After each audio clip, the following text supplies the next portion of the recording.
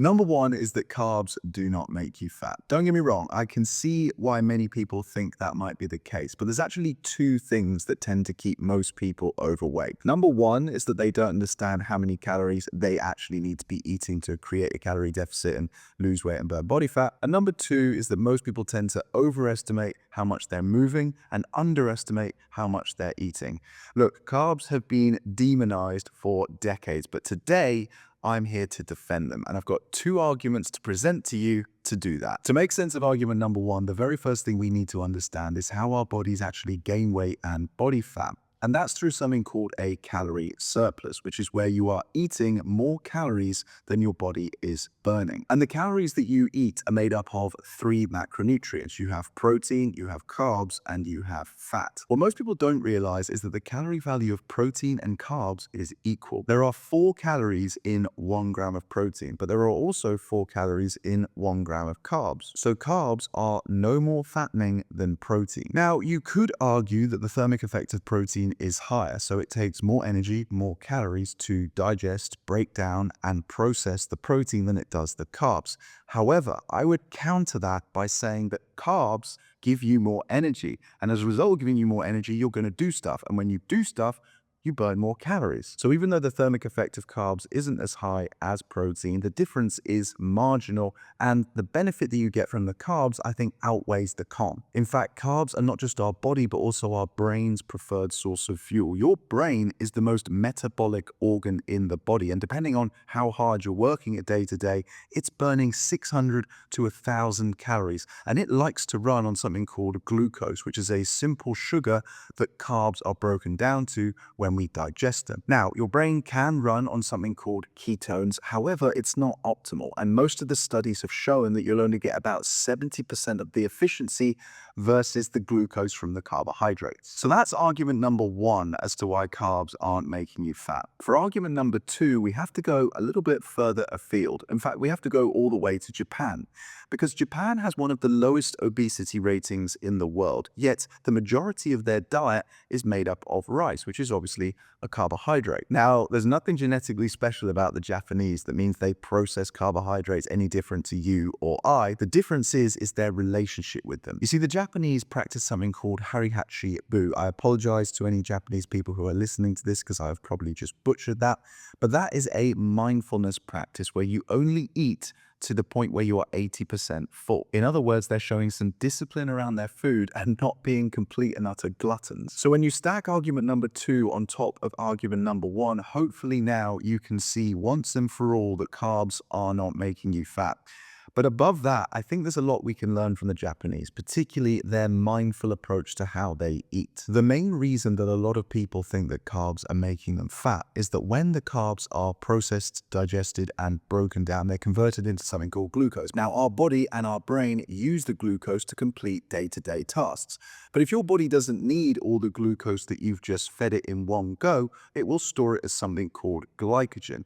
And glycogen bonds with water, and it can bond with quite a lot of water, because for every 1 gram of glycogen, it can bond with 3 grams of water. So when you have a carb-heavy meal, your body is going to store a lot of that glucose as glycogen, and that glycogen is going to bond with water. So what's really going to happen is you're going to gain a lot of water weight. And when that happens, you might see the scales go up as much as 3 kilograms overnight. And the other reason that a lot of people think carbs are making them fat comes down to the quality of the carbohydrates that they're eating. In fact, not just the quality of the carbohydrates, but the quality of the food that they're eating in general. Because if you're eating a lot of processed or junk food, that is going to cause a lot of gastrointestinal inflammation. You have to remember that processed and junk food isn't produced, it's manufactured. It's not even real food. So your gut, which is very sensitive and millions of years old, isn't used to this. In fact, it sees the junk and the processed food as a bit of an alien object. It doesn't know how to deal with it, and as a result, it gets inflamed. And when it gets inflamed, that's going to physically manifest as bloating. The most important thing that I want you to take away from this point is that carbs are your body's preferred source of fuel.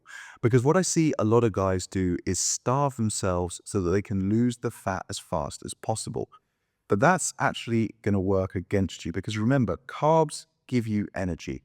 And when you don't have energy, when you starve yourself of the carbs and of calories in general, you're not going to have energy. You're not going to have drive. You're going to feel very lethargic. And as a result, everything that you do or everything that you feel like you need to do to burn the fat and lose the weight is going to feel very hard. You want to make sure that you're in a calorie deficit, but you don't want to be eating 1,000 calories a day. Because sure, you might lose 5, maybe even 10 pounds in the first couple of weeks, but most of that is just water weight. Because when you starve your body of glucose, it has no choice but to burn through the stored glycogen. And when you burn through the stored glycogen, it's not possible for it to hold on to that water anymore. So, build a more sustainable approach. Aim to burn 1 to 2 pounds of fat a week and make sure that you're eating an adequate number of carbohydrates. The second thing that most regular guys don't know about burning belly fat is that cardio is overrated. So back in 2018, I lost 50 pounds in just 4 months. And I did it all without doing any cardio. But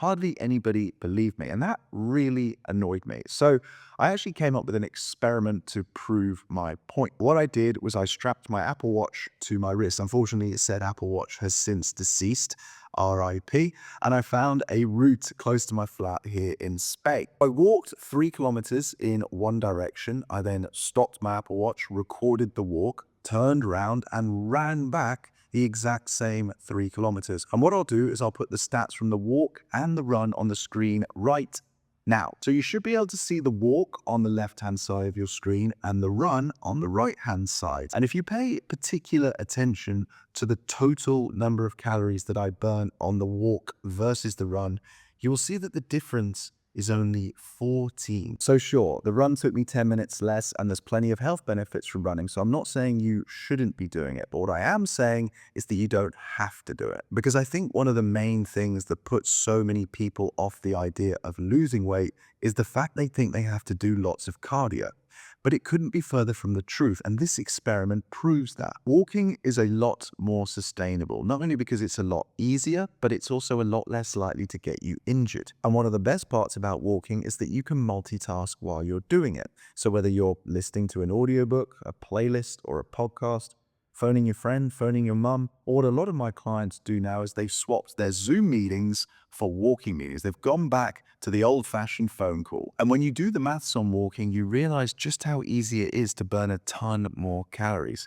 Because if you were to walk just 8,000 steps a day, which by the way is only going to take you an hour because it takes you about 8 minutes to do 1,000 steps, you're going to burn an additional 250 calories every day. And I've said 8,000 on purpose because most people will do about 2,000 steps on autopilot. Those 2,000 steps come from tasks like pottering around the house, grocery shopping, chasing after your kids, or just commuting to work. So if you're consciously going outside and aiming to do 8,000 steps a day, and then you top that up with subconsciously doing 2,000 steps a day, you've done 10,000 every day. And that means you're going to burn at least an extra 300 calories a day without even really trying. So lesson number 2 is that cardio is overrated and you don't need to be doing it to burn belly fat. And then the third thing that most guys don't know about burning belly fat is that there is a simple daily habit which is completely free and anybody can do it, which is going to boost your energy levels. It's going to give you more mental clarity. It's going to make staying within your calorie target a heck of a lot easier. And it's going to come without you having to take any pills or do any crazy routines. In fact, it's so obvious, it's probably sitting right in front of you. And when you hear what it is, you're probably going to kick yourself. Can you guess it? It's drinking more water. I recently did a survey where I asked some of my existing clients what had been the #1 game-changing habit for them on my program. And over 50% of them said that it had been drinking more water. It's so simple. It's so easy. It's right in front of our face. But because of that, I don't think many people are putting much focus on it. It's not particularly sexy, and we've all heard for generations that we should be drinking more water. But most people don't know why. And that's what I want to tell you today. Because I don't know if you're like me, but the first question I always have when someone tells me to do something is why? I don't know. Maybe it's a guy thing. Maybe it's the way our weird brains are formed.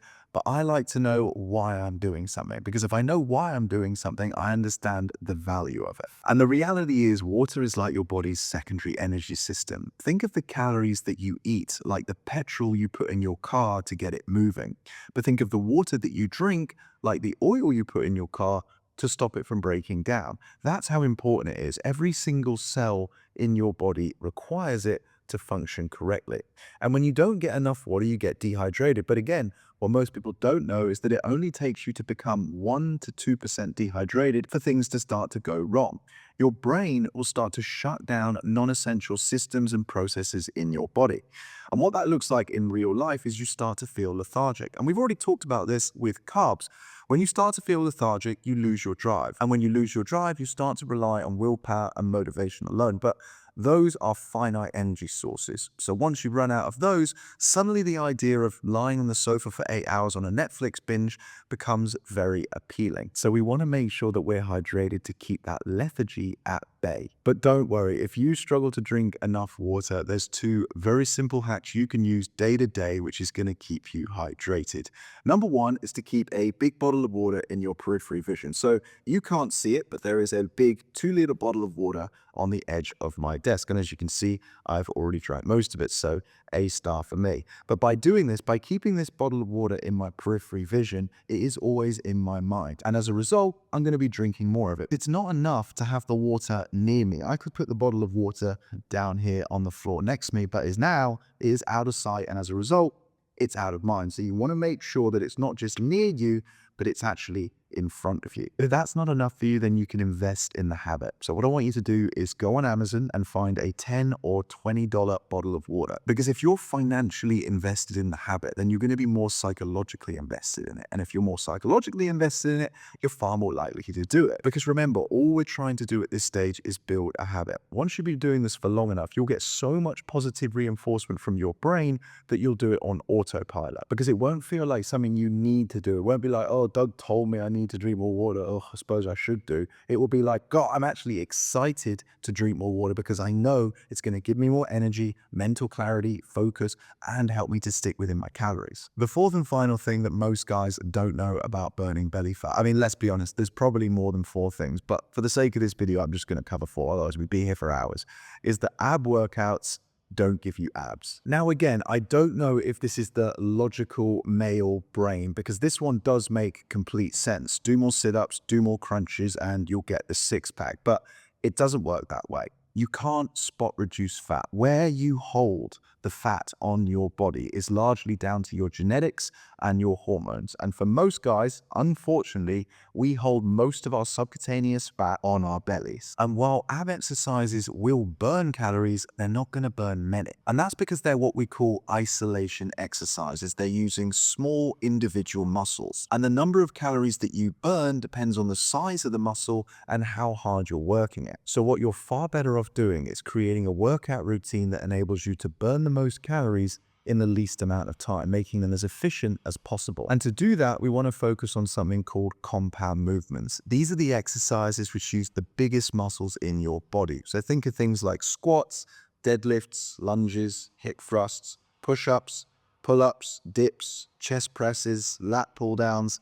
I could go on, but hopefully you get the idea. These exercises put the biggest muscles in your body under the most strain. And because of that, those muscles have to create a big enough contraction for you to be able to lift the weight. And for the muscle to create that contraction, it requires energy and oxygen. So the bigger the muscle, the bigger the contraction. The bigger the contraction, the harder your body has to work. The harder your lungs have to work to breathe in that oxygen. The harder your heart has to work to pump the oxygen in the blood to the muscle. And the harder the muscle has to work itself to create that contraction to lift the weight. So I'm not saying that you should neglect ab exercises, because core strength is very important. But if you want to get 6-pack abs and you want to get them fast, the quickest, easiest, and best way to do it is focus on these compound movements. So there you have it, 4 things that most guys don't know about burning belly fat. If you want to burn belly fat, the very first thing that you do need to know is how many calories you should be eating. And that number is unique to you because it's based on your physiology, so your age, your weight, your height, and your sex,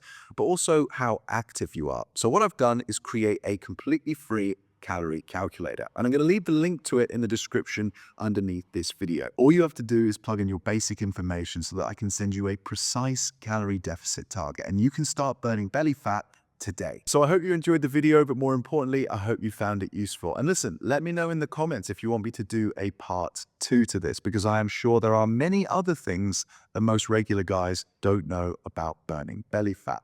Anyway, listen, YouTube is going to leave a lot of one of my videos here. I have no idea which one it's going to recommend because it's based on what you're searching for. And YouTube is a pretty smart cookie. So if you've enjoyed this video, I recommend you go ahead and watch that one next. Until next time, cheers.